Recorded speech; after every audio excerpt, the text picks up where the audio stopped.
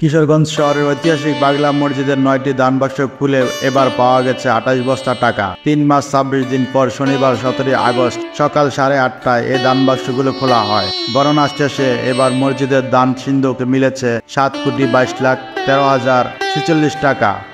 কিশোরগঞ্জ জেলার প্রশাসক ও পাগলা মসজিদের পরিচালক কমিউনিটির সভাপতি মোহাম্মদ আব্দুল কালাম আজাদ ও পুলিশ সুপার মোহাম্মদ রাসেল শেখের উপস্থিতিতে দান বাক্সগুলো খোলা হয়। এ সময় সেনা, পুলিশ ও আনসার সদস্যরা উপস্থিত ছিলেন।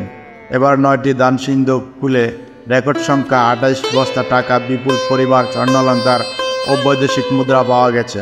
মসজিদের দান বাক্স থেকে পাওয়া সব অর্থ সংশ্লিষ্ট মসজিদ সহ জেলা বিভিন্ন মসজিদ, মাদ্রাসা ও এতিমখানার পাশাপাশি বিভিন্ন সমাজ কল্যাণমূলক কাজে ব্যয় হয়। মসজিদটির এবার আন্তর্জাতিক মানের দৃষ্টিনন্দন ইসলামিক কমপ্লেক্স নির্মাণের উদ্যোগে নেওয়া হয়েছে। দ্রুত এর কাজ শুরু হবে, যার নামকরণ হবে পাগলা মসজিদ ইসলামিক কমপ্লেক্স।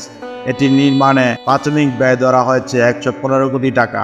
সেখানে 60,000 মুসল্লি একসাথে নামাজ আদায় করতে পারবেন।